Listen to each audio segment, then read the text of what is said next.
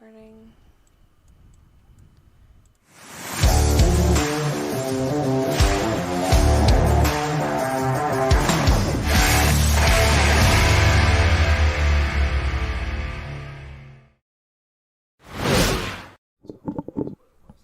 I get when you get mad around me,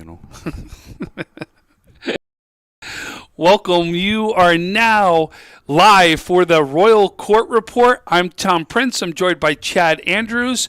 This is episode number 2. You got a chance to see episode number 1, where we went through kind of conference by conference, talked about as many teams as we could talk about within those conferences. Today, though, we're going to start the show like we'll normally do from a week-to-week basis. So what we're going to start out is each games that we see during the week that'll either be broadcasted or Chad will be at or I may be at. We're going to talk about the games we saw live. Then we'll get an opportunity to actually go through all the other results that we thought were big results that had some sort of an impact on Western New York high school basketball. We'll talk about those games. Then we're going to go to some of the notable performances that were out there, because no doubt we've had some big performances. The last segment, we'll go through the rankings for Centercourt is what we'll do. And then we're going to go through what's coming up for the week, what to look out for in some of the games that we're going to actually be at. So no doubt this is going to be a big week as we head into the Christmas holiday. And let's get things started. First of all, anybody out there wondering who Chad is, that's me. I'm Centercourt. Listen, if you don't know Chad at this point, we already got some issues that were out there. But they don't know I'm Chad. They just know. They know Centercourt. So you're absolutely right. And you can see we've now added the Centercourt logo right down inside our logo for the show. So you can see that Centercourt is absolutely a big part of this. And but let's get the thing started right away. We're going to start with a game we alluded to in the first show. That was Orchard Park versus Amherst. That's where we're going to start off there. A big game. Two of the top teams that are now in your rankings went head-to-head with each other. Yeah. Right? But it was really Orchard Park's first game. Amherst already had a couple games under their belt. Boy, it was a matchup of two big basketball teams right now going head-to-head with each other. You know, like I mentioned last week, I didn't realize how good Seth Joba was, and that's Orchard Park's big man. He was one of the top returning players. I knew that they had themselves a quality big man. When I walked in that gym and watched him, it popped off the screen, not the screen, but it jumped out of the gym how good this kid was. Sometimes you just see a kid and you're like, okay, he's a little different. That's what Seth Joba was, just a complete difference maker in that game. And great game between two great teams. It went back and forth. We had lead changes. In the third quarter, I don't know what the issue was. It was probably, might have been a blood on a jersey, something. Some reason Joba had to come out of the game and couldn't come back until something was in check. When he went out of that game, Amherst made a nice run. They actually took the lead going into the fourth quarter. Their emotional leader, Bo Hobble, got fired up, went over, waved the crowd, got everyone fired up, and it looked like Amherst was, ready to take command of the game. Fourth quarter starts. They continue to lead. Joba comes back in that game, and as soon as he checks back in, big rebound, big assist, big dunk, knocks down a couple threes, and it swung the momentum back in their favor. They ended up taking a 12-point lead in the fourth quarter, and Amherst chipped away at that lead eventually, but the result held out. Orchard Park got a nice win, and I was just impressed with their squad. I'm impressed with the way head coach Chris Frankowski has guards playing around Joba, and they're going to be a problem. Yeah, and the final of that was 66-61, so everybody knows right there. But that's going to be key, I think, as the season goes on. And you see teams start doubling down on Joba, right? Or some sort of zone where you're going to see the zone collapse on Joba. The kick to the outside to the shooters are going to be huge. That's where you're going to see Mckinley, Evans, right? Klein all be key factors for Orchard Park. And it could be the three-point shooting or the outside shooting that could be the difference in the rest of the season moving forward, especially as people make adjustments with Joba. Yeah, and then, to your point, he's going to get doubled all the time. You're going to have to double. If you don't double him, he's going to destroy you. He passes so well out of the double. He's a really nice player. Yep, no doubt about it. And Amherst, We've already seen some great things from Amherst. You already talked about one of the players right there as one of their emotional leaders. We already know that McDuffie's another big player on that team. And I'll tell you, a kid you don't think of because we talk to him so much on the football field.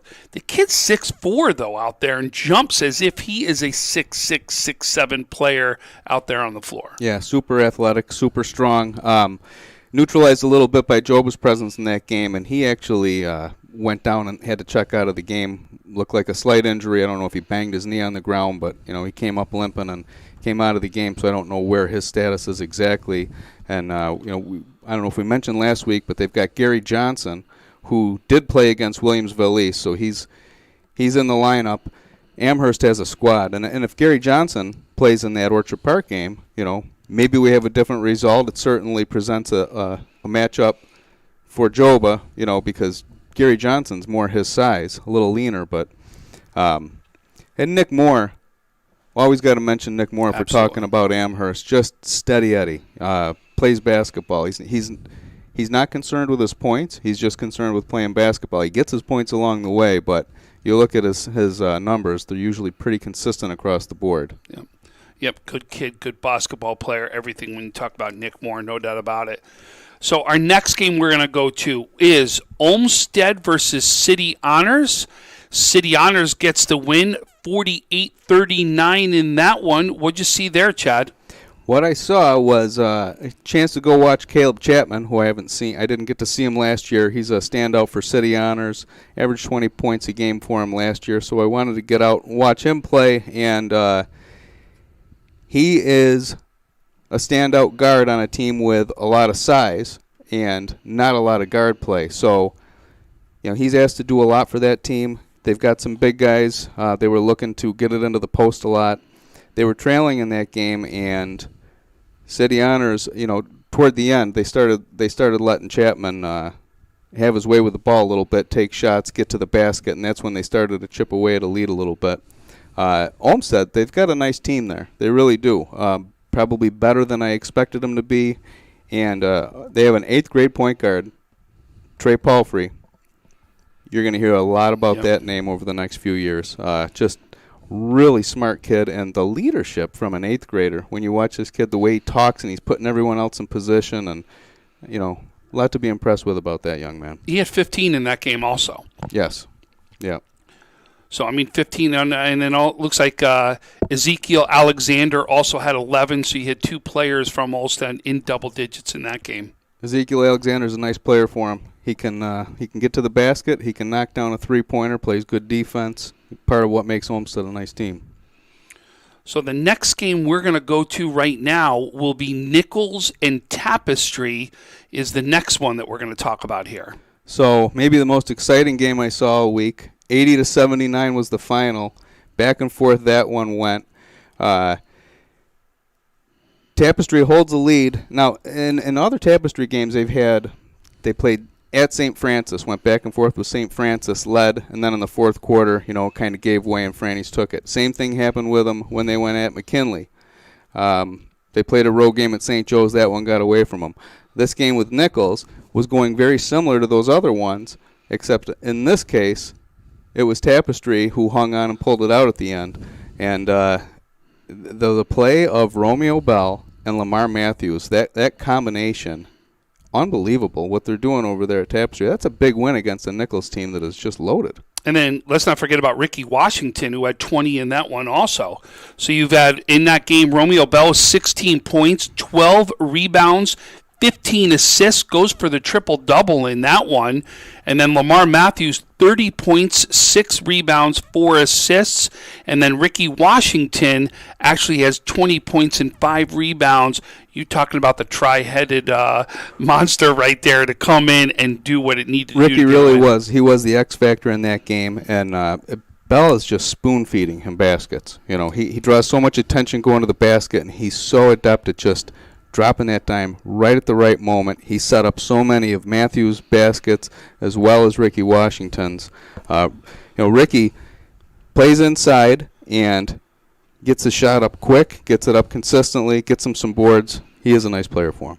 Yeah, and you can see that Tapestry is going to be a good team that you're going to be reckoning with. We're going to talk about multiple times this season, especially in these segments where we're talking about a big game. Yeah, and the guys from Nichols, Mackay Horton, Jalen Duff, Jakai Rainey, Parker Ray, lots of talent there.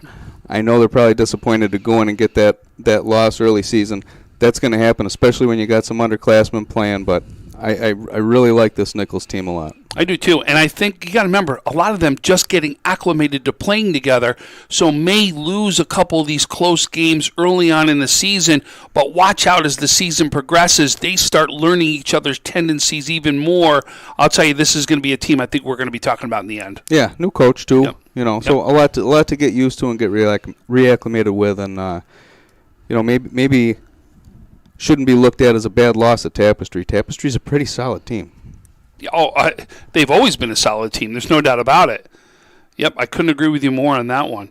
So then the next game that we're going to talk about is CSAT versus Ken West, where CSAT wins this one 68-56 versus Ken West. Yeah, that was part of a doubleheader for me on Friday. It was the second one I got to.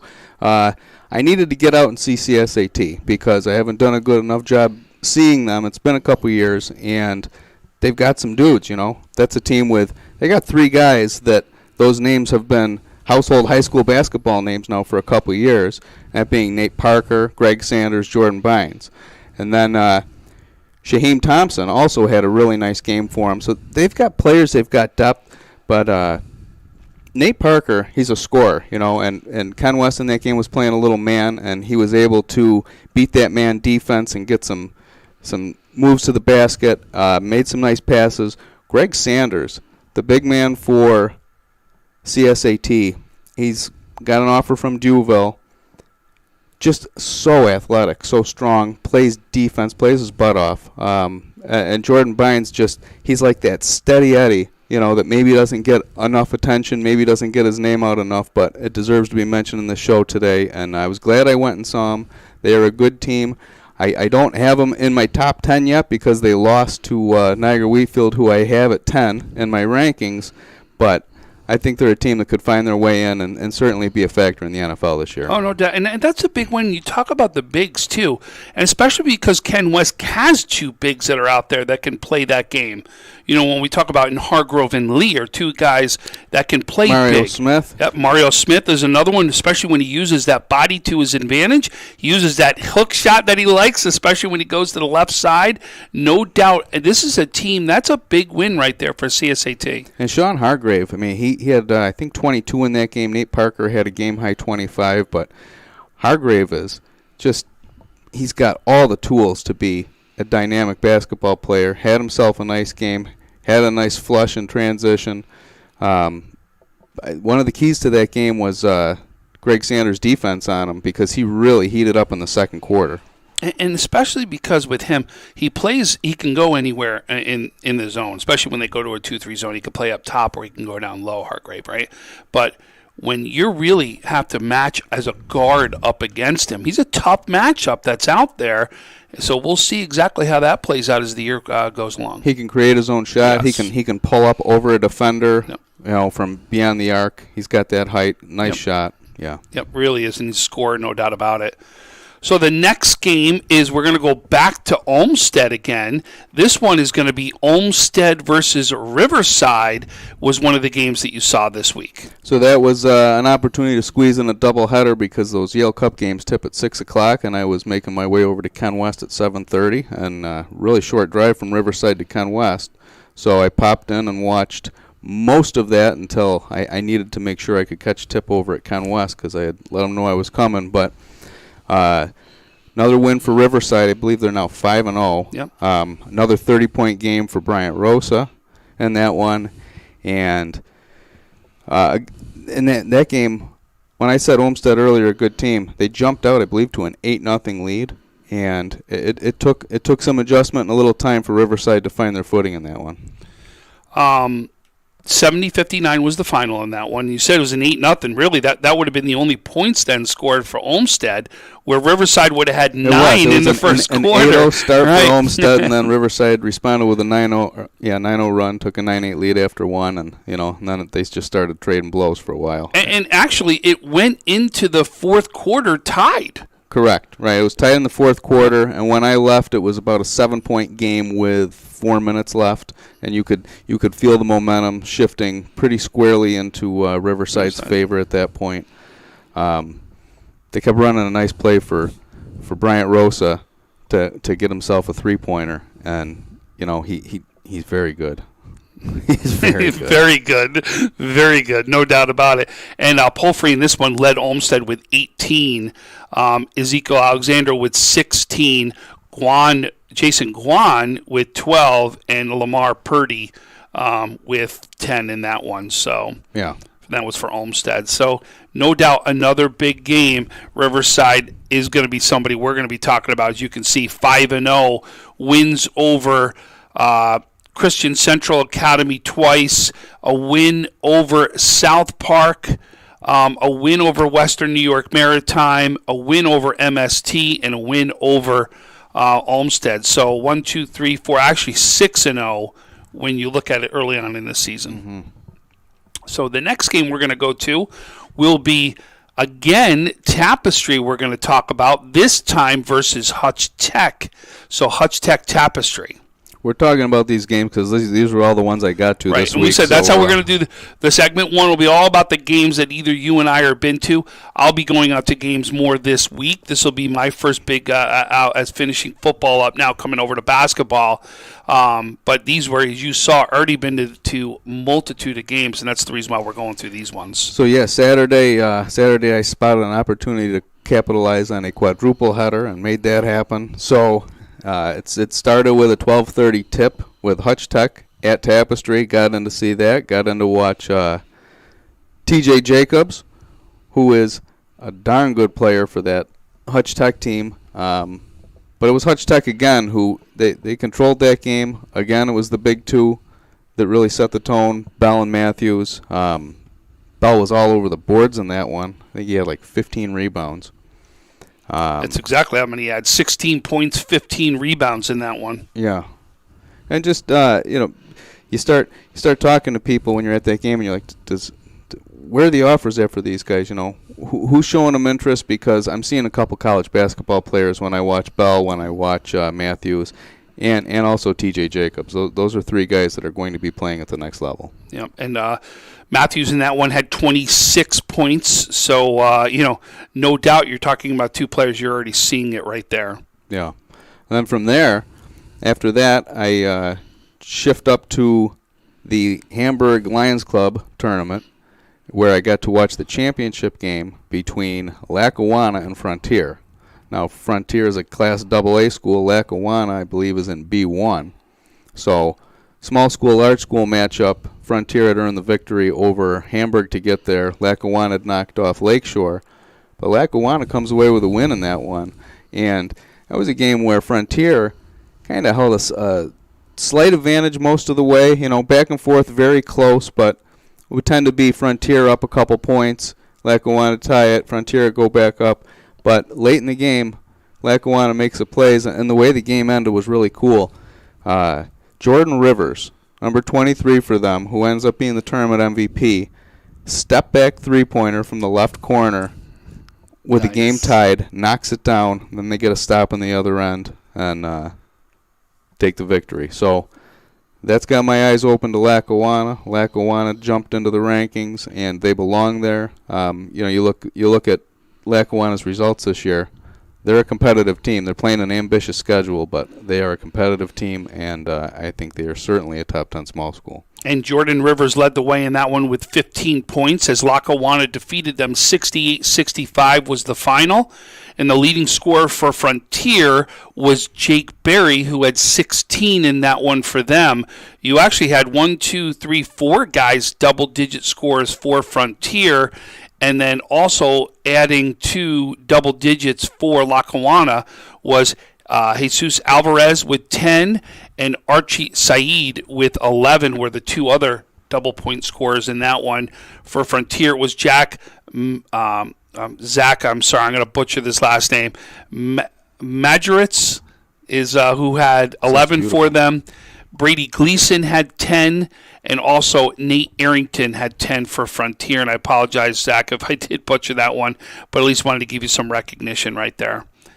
So the next game we're going to go to is Cardinal O'Hara versus Southwestern is where we're going to go for another game that you saw. Yeah, so in that one, a 4-point halftime lead for Southwestern with Aiden Kennedy and Matt Panis having a really good game for them. They're up either 3 or 4 at halftime. But now O'Hara, who they've been shorthanded a little bit this year, they finally get a couple kids back, but then Kean Clark tweaks an ankle the night before on Friday night, so that's their starting point guard, one of their best players, and he's on the bench for that one. And so O'Hara goes to the locker room trailing in that one to Southwestern, who is a nice small school. Second half, though, man, they flipped a switch. And O'Hara came out and really started putting it on them. It was like a 41-17 second half, and they swung the momentum. 19-point final, so 68-49 as O'Hara defeated Southwestern in that one. Yeah, so that's a nice win when you're missing guys and you're still trying to find some chemistry where you haven't had everyone together.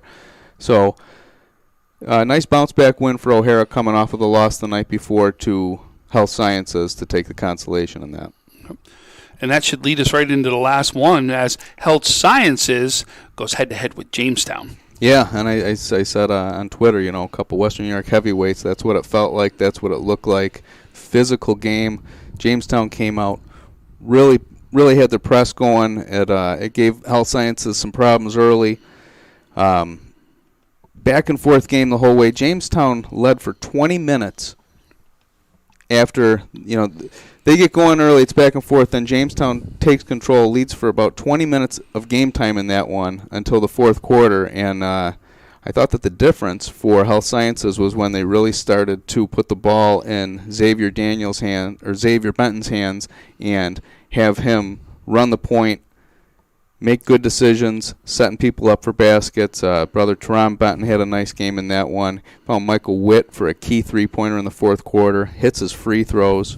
So Health Sciences goes down, and never an easy place to win a game in Jamestown. On consecutive nights they got to drive from Buffalo down to Jamestown for a game. Jamestown, beautiful. We talked about the MAC before. Just what a place to play a game. Jamestown student section was well represented there. They had a nice turnout for that game, and Health, despite all that, Health comes in and grabs a win. Ty Parker's fearless when it comes to his schedule. Like, what he looks at his schedule is, my job is to prepare my kids to go beyond a sectional championship. And the only way to do that is to play the best and to make sure that I prepare them. And he is fearless when it comes to setting up a schedule. He will take on everyone and anyone in that schedule along the way. And I always give Ty tons of credit when it comes to that. But how about this? We were joking last show where I turned around and said, boy, Jalen Butera is not going to play for Jamestown. And you said, wait a minute, right? Where is he? Yeah. And he is, but how about is he comes in, decides to play, drops 20 against Health Sciences, just shows the athlete and the kind of player that really Jalen Butera is. And they sure needed him in that game. Jamestown did, because Health Sciences, when you get a look at this team, they're just big across the board. Oh, yeah. They almost everyone on their team is over 6 foot, big, strong. They kind of look like Bennett did last year, like a football team playing basketball, just size across the board. So they definitely needed Jalen Butera's size for Jamestown to get in there and bang. And a couple reserves for Jamestown, Sean Page and Bishop Butts. They both came in, had nice games, and physical. Sean Page, I really like what I saw out of him. Just hustles his rear off, runs around, makes a lot of nice plays for him. As he's a brother of Jay Sean Page, who Division I player for West Virginia. Now he's in the D-League. I'm sure Bishop Butts is related to Darren Butts, probably brother, who Darren Butts was a first-teamer in 2011 too. So there you go. And Sean Page, you said he comes off the bench, 10 points off the bench, 7 rebounds to boot. wow, that's a big come off the bench for you, especially in high school. And 5 fouls. Yeah, there you go. And then Farmer, with 11 points himself, has 3 blocks in the game. And then also what we talked about, Drake, also big. He comes up with 11 points in that one and 3 rebounds. Yeah, and I believe he had 27 the night before to get him to that championship There game. you go. So no doubt we're going to be talking about these 2 teams as we go along. So right now we're going to take a quick break as we get ready for segment 2, where we're going to go through other big games that we thought happened during last week. So thank you for joining us so far. We're going to take a quick break as we come back for segment 2. When it's time to sell your home, start with a visit to howardhanna.com, ranked the #1 real estate site for sellers. A few clicks will show you the sales price you can expect for your home. We can get you the most money in the quickest amount of time because we know where the local buyers are and how to reach them. So if it's time to sell your home, visit howardhanna.com today, and we'll match you with a local Howard Hanna agent to sell your home fast. I love being home. If you've been injured in an auto accident, large or small, call 681-4088. RES Physical Medicine and Rehab right away. If you are in pain or just sore, don't take chances. Call RES today and take advantage of their 24 to 48-hour appointment pledge. With no copays, RES will help navigate the confusing world of no-fault insurance with you, so you can concentrate on getting better. 681-4088. RES Physical Medicine and Rehab. The most important call you can make after an auto accident.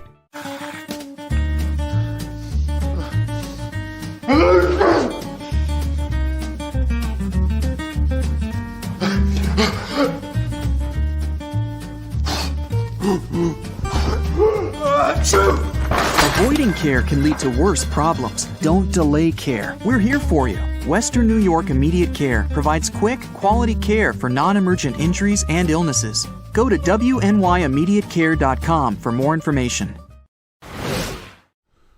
All right, we are back right here for segment number 2, where we're going to go through some of the other big games that we thought happened so far in Western New York last week. We're going to kick it off right away where Niagara Falls played Ken West in a 1-point game.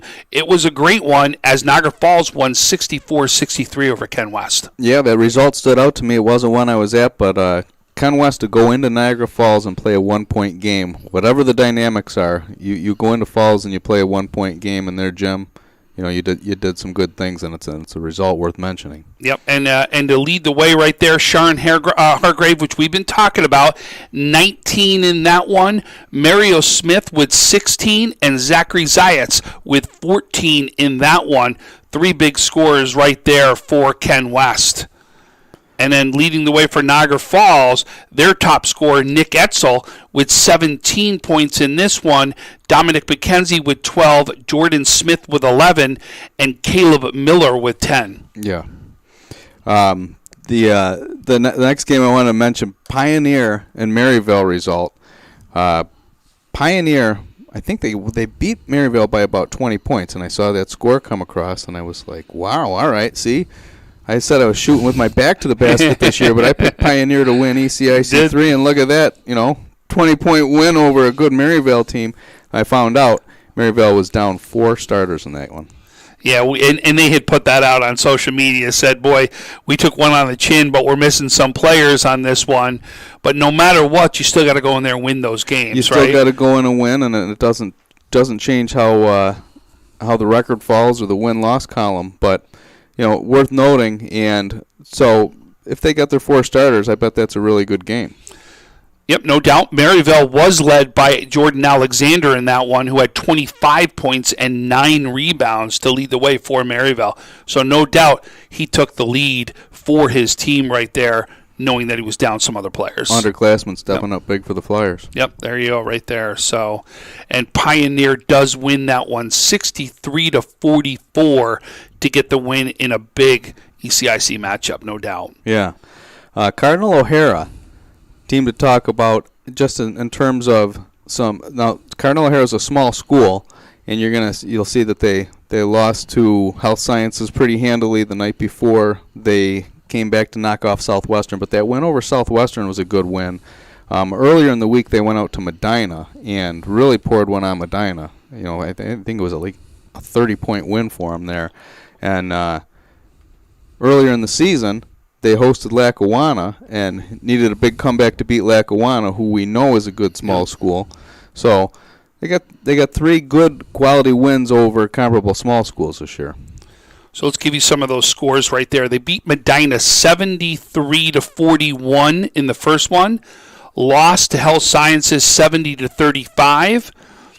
Beat Southwestern 68-49.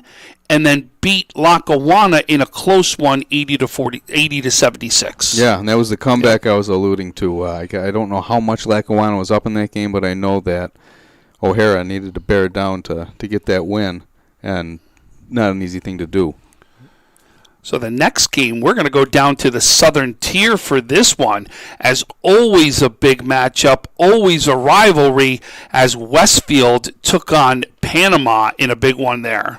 You know, I wasn't there to see it, don't know much about it, but where that game was interesting to me on paper was that Panama came into that one 4-0. And so as you're trying to get a feel for who everybody is and where they're at, Westfield came in, won it pretty soundly, knocking off an undefeated club. And 4 guys in double digits in that one. Carson Swanson led the way with 17. Darian Swanson also with 17. Cole Holland with 11. And Ethan Weingart, sorry about that. Ethan Weingart with 11 in that one and 10 rebounds. 4 guys for Westfield to come up big. Leading scorer for Panama, maybe a name you're going to recognize right here. Is it a Barmore? It's Alex Barmore, 17 points in that one. And it is Tate Katniss with 11 points, your 2 double-digit guys in that one. But I had a feeling you'd recognize the leading scorer there for Panama. Yeah, well, you've said I'm going to recognize a name from Panama. The number one name that I remember from Panama is Barmore. So you can see, and Westfield wins that one 60-43. That is a big win right there for Westfield. I agree with you. Yeah, and they got another big one coming up next week. We'll talk about in a little bit. So the next game we're going to go to right now will be McKinley versus Middle Early. Yeah, so that one, it's the result because I watched Middle Early College play a game at Williamsville East this year, and Williamsville East really just pounded on them a little bit. You know, probably a 40-point game in that one. Now, it's a young team, and you could tell Middle College is finding their way, and they're going to improve as the season goes on. Yep. You know, you're going in against a first-team All-Centercourt selections, a junior Max Schneider, and, you know, Dorian Fasten had a nice game. Mason Evans did in that one. I think I talked about that already. But so you think you have a feel for a Middle College team that you watch, and you saw a big result. I had already seen McKinley play, and I thought a lot of McKinley, and I do. I think, you know, a couple big guys, a couple guards. So for Middle College to go into McKinley and play a 3-point game was just kind of one of those eyebrow raisers, like, you know, nice job, Middle College. Yeah, that's how to go compete. And like you said, I think we're going to see Middle College, Middle Early College getting better and better as the season goes on. They're always in the mix in the end. We know that. McKinley, though, 4 players that were in double digits, 3 with 12. But Elijah White had 12 points, 14 rebounds. Kevin Borden, 12 points, 12 rebounds. Jordan David Lewis with 12 points, and Jihad Martin with 11 points for McKinley. Middle Early College was led by Zamar Ashford with 18 points and 12 rebounds in that one. And then Willie Brown has 14 points to lead the way for Middle Early College. Those are your 2 big scores for Middle Early. And for McKinley, you know, a win is a win is a win. Absolutely. And they keep it rolling. I think that was their 18th consecutive Yale Cup win. If you span over a couple seasons, they were undefeated Yale Cup champs last year. So keep it going, Max. Yep, 57-54 win. They keep their things rolling. We're now going to go back to the Southern Tier right here. We alluded to these 2 games in the 2 teams in the first show. That's why I wanted to mention it. So, and it's going to be Randolph that taking on Silver Creek in this one. Yeah. So when we were looking at that game, we saw that I think Silver Creek had a 4-1 record going into that one. Their only loss being against Class B Dunkirk, and Randolph being a team that I picked to win Class C. And so we'll see where Silver Creek is at. What do they have for Randolph? Well, what we found out is that Randolph is pretty darn good. Yeah, which we knew that coming in. But the Randolph wins by 30 in this one, as Randolph wins 60-30 over Silver Creek in that one. So the next game we're going to go to is Olean versus Allegheny Limestone, which is always a rivalry game, and definitely doesn't disappoint right here. Yeah, so that game was the championship game of the Joe DeCerbo Memorial Tournament. It was played last night. Game probably tipped at 7:45. Didn't wrap up until a little after 9 o'clock. So I'm watching Sunday Night Football and kind of just passively trying to check and see when that game was going to end and check on the result of that. But it was a game of interest because, two teams from the same area, two of the top small schools in our area, and familiar rivalry between Allegheny Limestone and Olean. And the game was played at Allegheny Limestone because they hosted that whole tournament. So for Olean to go in and collect a double-digit win on the road, that's solid. That's notable. Yeah, and the final score was 52-40 as Olean wins this one. The Olean team led by Camden McLean with 18, Stephen Hoffman with 14, and a name we've talked about before, Zion James, has 14 in that one to lead the Olean team. For Allegheny Limestone, they were led by Anthony De Capua. We had 14 points, and then Hudson Kwiatkowski with 11 points in that one. They had to give me the two tough names to start off there for Allegheny Limestone.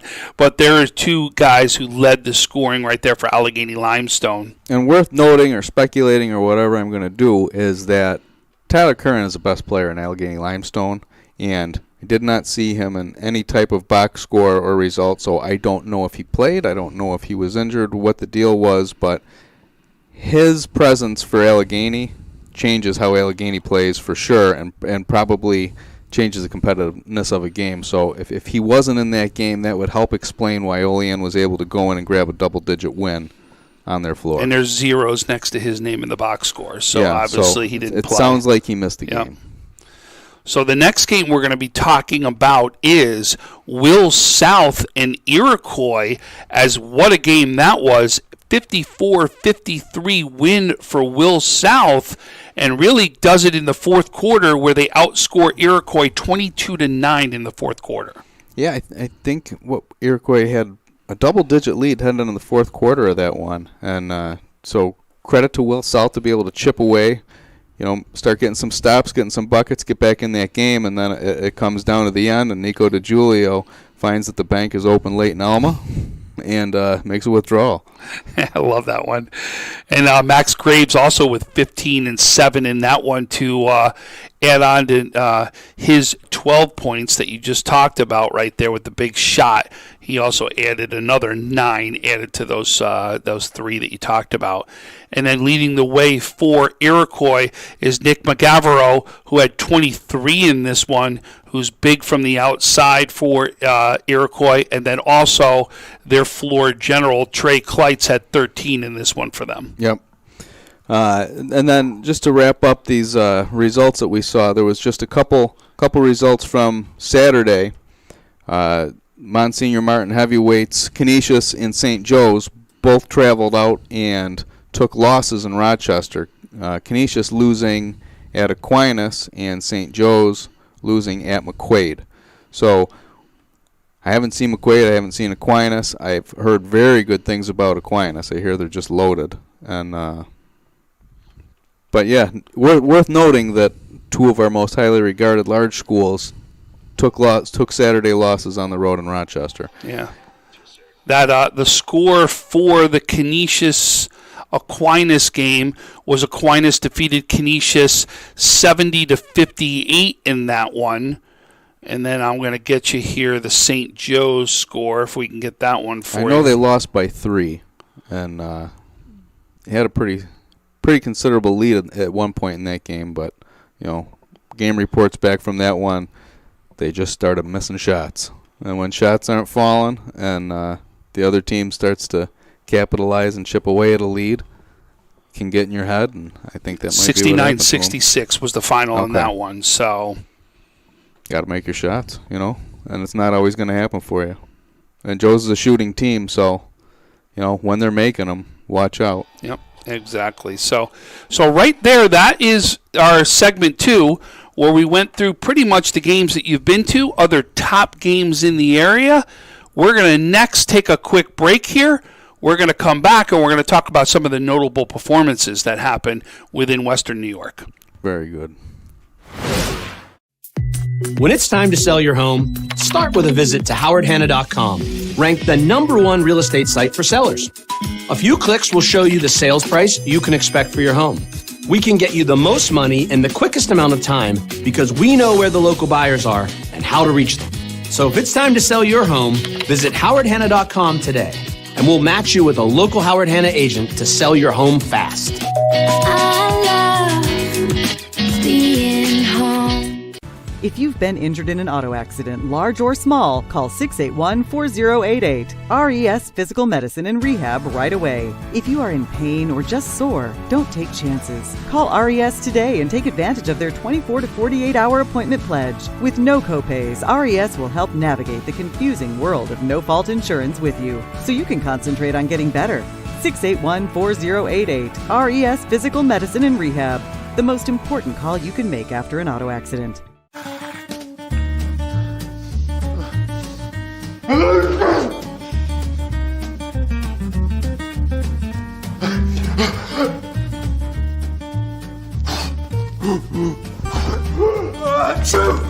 Avoiding care can lead to worse problems. Don't delay care. We're here for you. Western New York Immediate Care provides quick, quality care for non-emergent injuries and illnesses. Go to wnyimmediatecare.com for more information.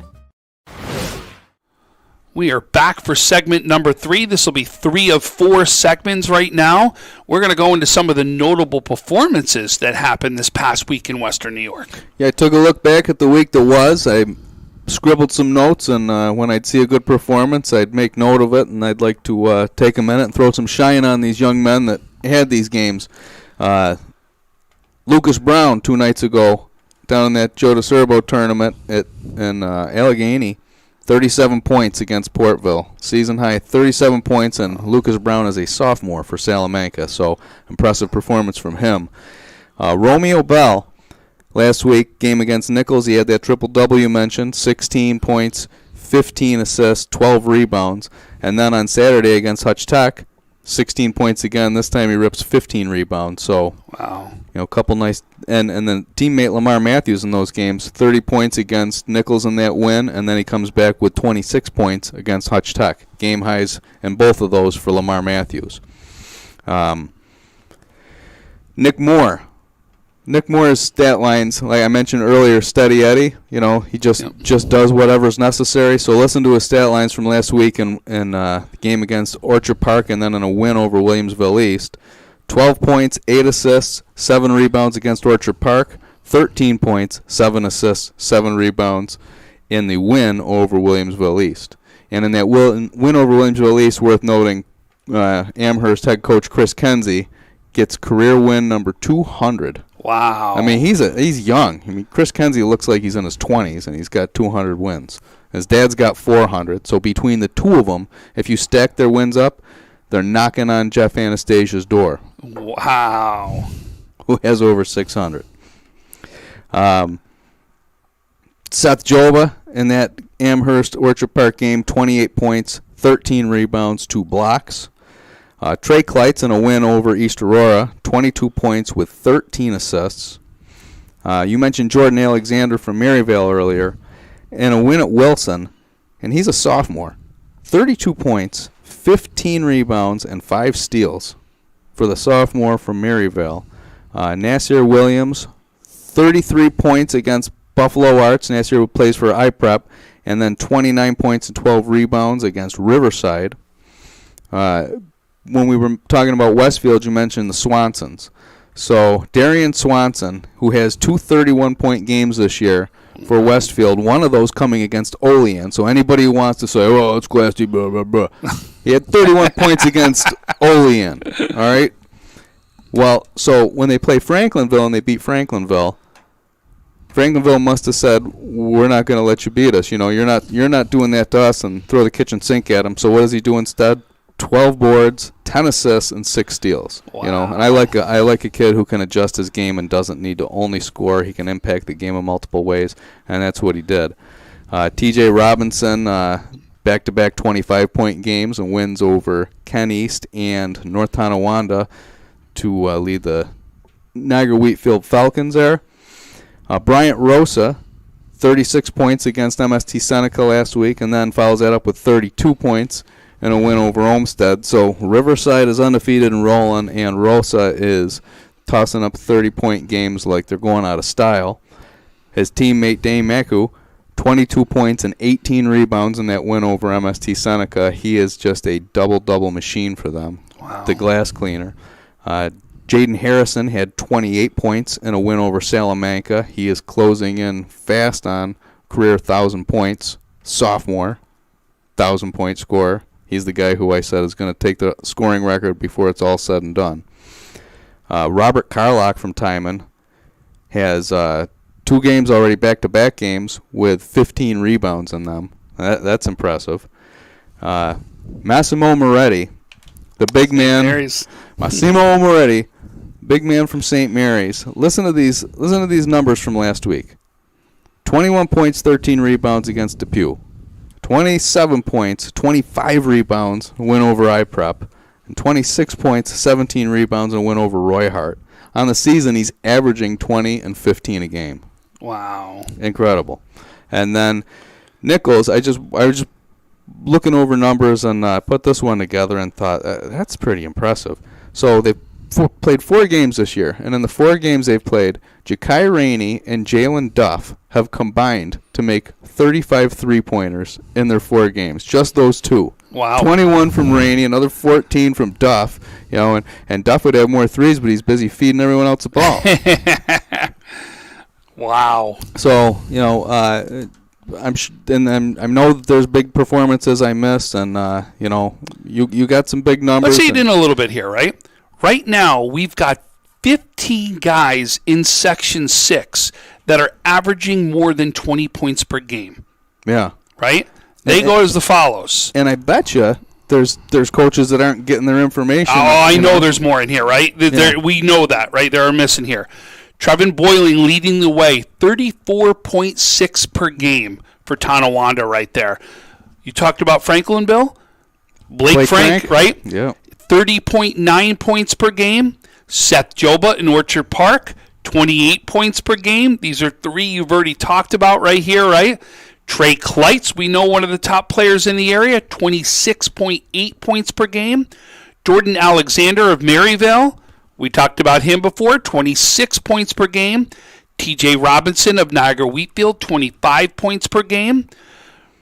Bryant Rosa with Riverside, 24.8.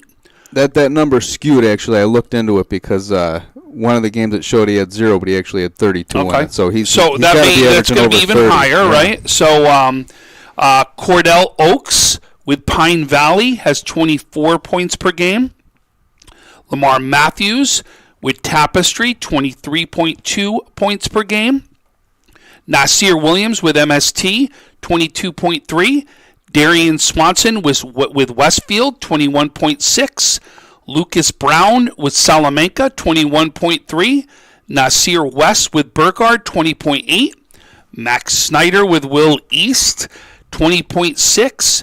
And Quentin Sentner with Gowanda at 20 points, right on the nose. So those right now are your guys that are, would be on this list for multiple games that are out there. But you can see we talked about Boyling in the last segment, the last show that we did.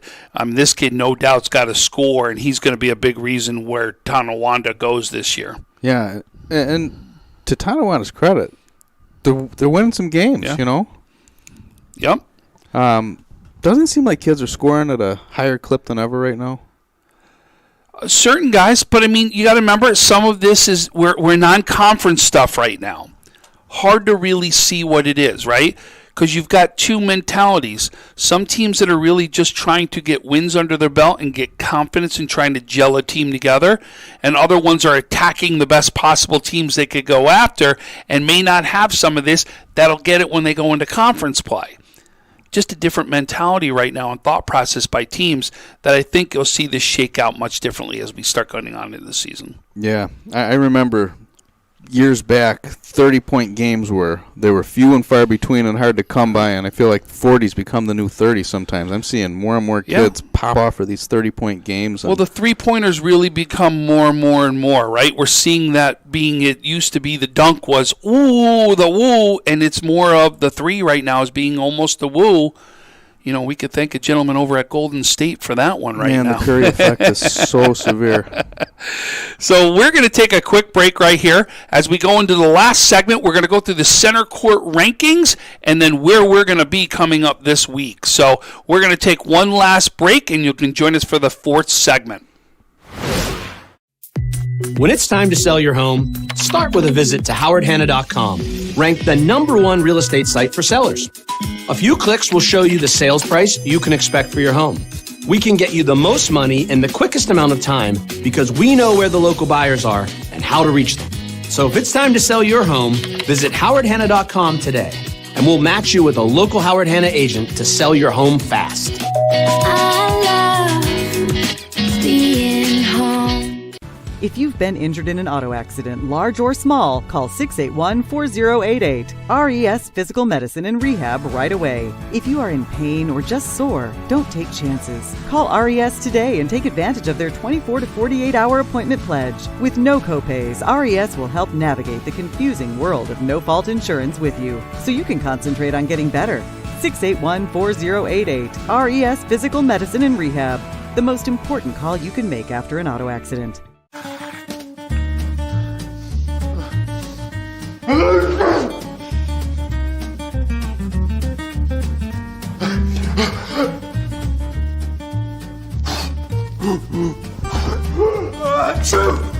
Avoiding care can lead to worse problems. Don't delay care. We're here for you. Western New York Immediate Care provides quick, quality care for non-emergent injuries and illnesses. Go to WNYImmediatecare.com for more information. So we are back, Western New York, with our final segment right here from the Royal Court Report with myself as well as Csat Andrews from Centercourt. So first, now we're going to go through the large school rankings that you have right now out on Centercourt. Ranked number 1, Health Sciences. Ranked number 2, Canisius. Ranked number 3, St. Joe's. Number 4, Niagara Falls. Number 5, Jamestown. Number 6, Orchard Park. Number 7, Amherst. Number 8, St. Francis. Number 9, McKinley. And then number 10, Niagara Wheatfield. The one thing I'd say about those top 10 rankings, last week I wrote that I would not move Canisius until they lost to an area team after beating Albany Academy. The loss to Aquinas, they're close enough to an area team for me. You know, an hour from my house, I see them every year, you know, because our Monsignor Martin teams play them. So I thought Health Science is taking that trip down to Jamestown, which is just as far or farther of a travel for Health Sciences, and having to do that in back-to-back nights. Health's win at Jamestown, coupled with Canisius's loss to Aquinas, I said, all right, I'm going to flip them back again from where I had them in the preseason. So that's why I did that. We'll see with St. Joe's. I kept them 3 with their second loss of the season, the loss on Saturday to McQuaid. They get Aquinas in their gym on Wednesday, so we'll see how that goes for them. The team that I might have had too low, you know, after I put them up and I look at it and really start to think about it, is Jamestown, because Jamestown plays a 1-point game with Health Sciences, who I have at number 1, only loses by a point, and then I look at where I voted them, and you know, it's early and a lot can move, and Jamestown plays a great schedule. You know, in their league, lots of good teams. So we're going to have a good feel for who they are soon. And you know, worth mentioning too for Jamestown, they were down a player against Health Sciences in that loss. So when they're totally right, they're going to be a force. Yeah. Anybody knocking on the door there? I would say Williamsville East, CSAT are a couple teams that are definitely tapping on that door, looking to get in. But,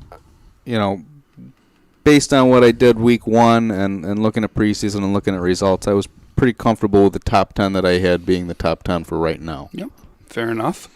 And again, we also know that's going to shake out as the season goes on, and some of these teams get a chance to play each other a little bit more. And we see, we get into actually the Monsignor Martin play, and Canisius is going to go head to head with Joe's and Nichols and all these teams that are out there, right? Franny's, Timon. We're going to see it all. Some of those are going to help play out some of the rankings right there for you, no doubt about it. It is so fun. Yeah, the winner is so, as you're saying it, I'm like, there's so many good games still to come. And we got one big one already we're going to be talking about this week in that division. So so no doubt we're gonna go through those. But let's go to small schools next. Lead number 1, Bishop Timon. Tapestry at 2, Nichols 3, Olean 4, St. Mary's 5, Cardinal O'Hara 6, Lackawanna 7, Salamanca 8, Randolph 9, and Fredonia 10. So to me, a clear number 1 right now in that small school is Timon. They've played some pretty good Western New York small schools and put a hurting on them. Salamanca, Allegheny Limestone, Lackawanna. Those are 3 teams. They've beat them all by at least 23 points. We'll know a lot more. They still have games, obviously 2 of them against Nichols, 2 games against St. Mary's, 2 against O'Hara, other comparable small schools. This week, actually, Timon's got a good non-league game we'll talk about in a minute. So we'll know a lot, but I'm pretty high on this Timon team this year. I think they're fantastic. This year, been a couple of years, been high on them, right? I guess that's true. Tapestry I brought up to number 2. I had Nichols number 2, and I think Tapestry's win over Nichols deserves to put him at number 2 and slide Nichols down 1. Had Olean at 4. Olean is now 5-0, and you could make the case that Olean should be higher, and I would definitely hear it, So, and like St. Mary's, they're undefeated. Maybe St. Mary's should be higher. Yeah. With a couple big wins, too, of some of the teams that are up above. Right. So, and again, St. Mary's is another team that got an interesting game coming up this week that'll tell us more about where they really are. You see 6 and 7, O'Hara-Lackawanna. O'Hara has that win, that comeback win over Lackawanna, so those 2 are right next to each other. The team that slipped out as I brought Lackawanna in was Allegheny Limestone with that loss to Olean, and as we alluded to, maybe that loss shouldn't be judged so harshly. Have Fredonia sitting there at number 10. Some people say, well, what about Riverside? You'd have a good case to try to bring Riverside in. So, you asked about teams knocking on the door. Lots of good teams, and, certainly not trying to say I'm right about how I got all this. It's a starting point, everybody. We're not at the finish line yet. It's early. A lot to learn. These rankings will change a lot, but, this is my current snapshot of where they're at right now. Perfect. So now we're going to get into a little bit of the games that we're going to be at, right? So even though we're airing this obviously tonight on Tuesday right here, there is a big game that has happened already. We just aren't announcing anything about the game at this point just because it didn't come with the time we actually did the broadcast, and that is Canisius takes on Nichols in a big matchup that'll happen that is probably already done at this point that you're seeing this air out. It's a fascinating game because Nichols is ready to take the next step up and really try and be one of those elite area teams, elite teams in their league. Both teams coming off a loss, heading into this one. Yep. The game is at Nichols, so they got that little advantage playing in their tight little confines over there on Amherst Street, but both teams coming off a loss makes it very interesting, and I think for Canisius, they know that Nichols is a team that's ready to take another step, yep. and Canisius is Canisius, and Canisius certainly doesn't want to see that happen on their watch. They don't want Nichols making any statements, as it concerns them. You want to go grab a big win in this league, go do it somewhere else. We're here to grab a win, so I'm interested to see how that one's going to shake out. And We will also be broadcasting on the Western New York Athletic outlets. One of your favorite play-by-play guys, Jake Bayak, will be on the call for that one. Nice. So Jake will have the call. And then Wednesday, I think we're going to be at the same spot Wednesday also, as Jamestown will be coming up here to take on Hamburg in a big matchup right there. I'll be there broadcasting not only the boys' game, but we'll have the girls' game, which is Jamestown and Hamburg right before it also. Very nice. Yeah, I'm looking forward to that one. I've been looking forward to that one since I heard Hamburg was going up a division after the way they finished the season last year. I don't think that Hamburg is quite playing at the level that they finished the season last year, just looking at results, but I'm going to get a set of live eyes on them on Wednesday and decide for myself. But I think that's going to be a fun game, and, it's kind of like I say about Olean. The same can kind of apply to Jamestown when they get this far north. Playing a good game, it's tough to pass on going to check them out. Other big games on Wednesday will be Albion at City Honors. Bennett will take on Hutch Tech, and then Aquinas will be playing St. Joe's, which you've already alluded to, which will be a big matchup right there. Then Thursday, which is another non-conference matchup to really see where both teams stand, Orchard Park will go take on Bishop Timon on Thursday. Lackawanna will go take on St. Francis, 2 matchups of Monsignor Martin versus one of the publics, and then Clymer goes ahead and takes on Westfield. Westfield looking to right now take 2 big wins, and those are some big games that'll be happening right there. Just those 3 games you mentioned, this is where Centercourt flex scheduling needs to be a thing.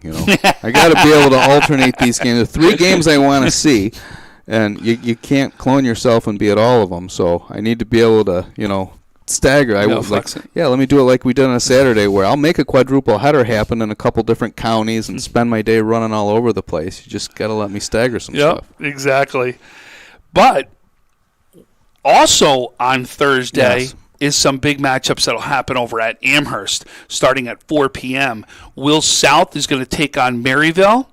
McKinley will take on Will North in that one. Will North, correct? Yes.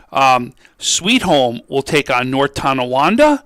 And then to finish it up, which is the game we're going to come to for Western New York Athletics and broadcast, will be Amherst taking on Ken West. 4 good games, 4 intriguing games. It's nice, if you want to just get there and pay your admission fee and park and take in 4 games. That's a great way to spend the afternoon.